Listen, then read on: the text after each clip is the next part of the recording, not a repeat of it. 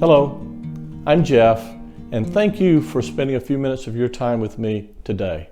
I would love to share a few of my thoughts regarding this period that many are calling the age of the Great Resignation, and I would like to talk about this concept's impact on talent management and the positive impact that effective talent management strategies can have to help you not only survive but to thrive within this period, again, that many call the age of the Great Resignation. But first, I'd like to share with you a few interesting statistics. From the Bureau of Labor Statistics, from September of 2021, 4.4 million people quit their jobs. To give you a broader perspective, there were 10.4 million job openings in September, 6.5 million new hires, and then 6.2 million separations. Now that 6.2 million separations includes the voluntary quits that we just referenced. But when you take a look at these statistics, you'll see that it's almost a break even in terms of the number of new hires versus the number of people who left our organizations in 2021. Why did they leave? Well, burnout was one factor, especially in the healthcare industry. Not just in the healthcare industry, but especially in the healthcare industry. Nurses and other healthcare professionals were just tired, and still are. The level of burnout continues within the healthcare industry and other support providers and industries. And so that's definitely a factor in people leaving their jobs. There are some who have left their jobs or are refusing to re-enter the workforce because of their fears of the COVID virus and being exposed to the virus within the workplace.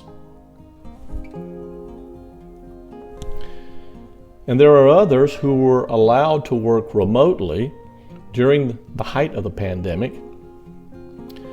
And when things began to ease up, their employers were requiring them to report back to the office. Some of these employees questioned why they had to return back to the office. If it was okay for me to work remotely when it was advantageous to you, Mr. or Mrs. Employer, then why can't I be allowed to work remotely now that the pandemic has eased off?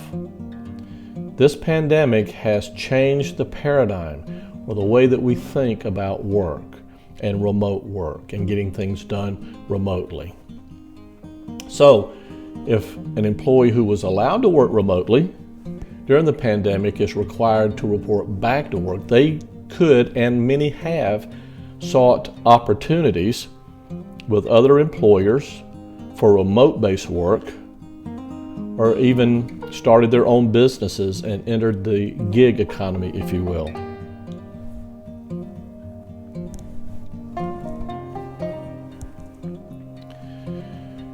From ZipRecruiter, 2/3 of job applicants who are offered jobs are not accepting their first job offer.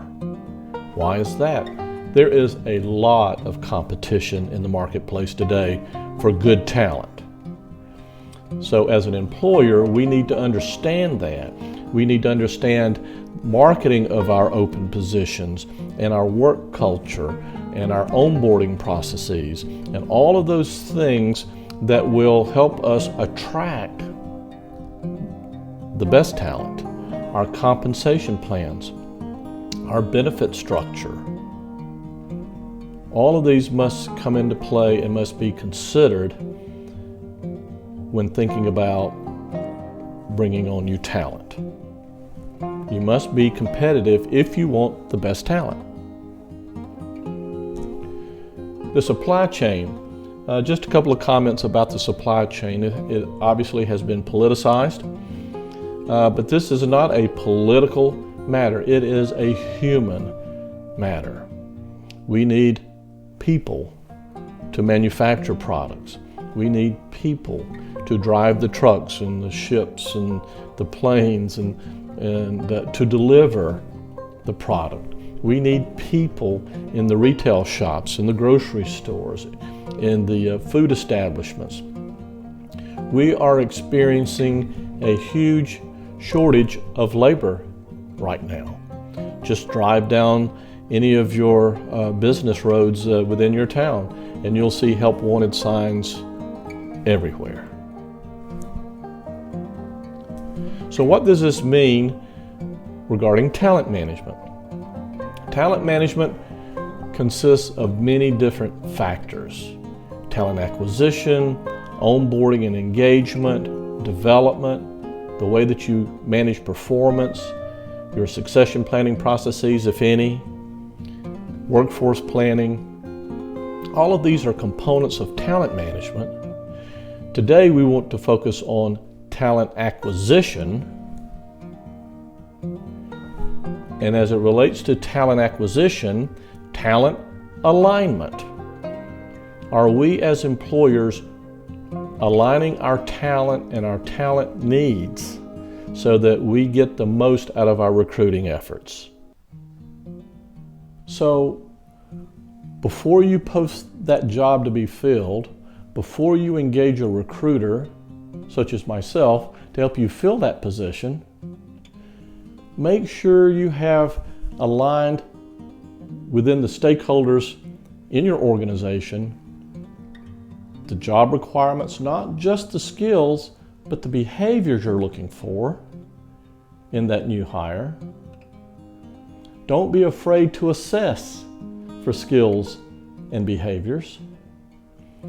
Make sure that you bring people within your organization, into your organization, who are not going to be obstacles to a positive working environment for the others within your organization, but these people will help you drive organizational culture and be exemplary examples and demonstrators of your corporate core values, your core principles.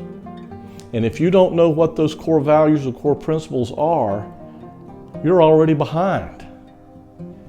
You need to understand and be able to communicate very clearly and very effectively to those you're interviewing what type of work culture you have, where you're going in the future, the type of person who will be successful within your organization, the type of person who will fail within your organization. Then your assessment practices, your interview practices will all need to be in alignment to make sure that you're properly assessing prospective new talent.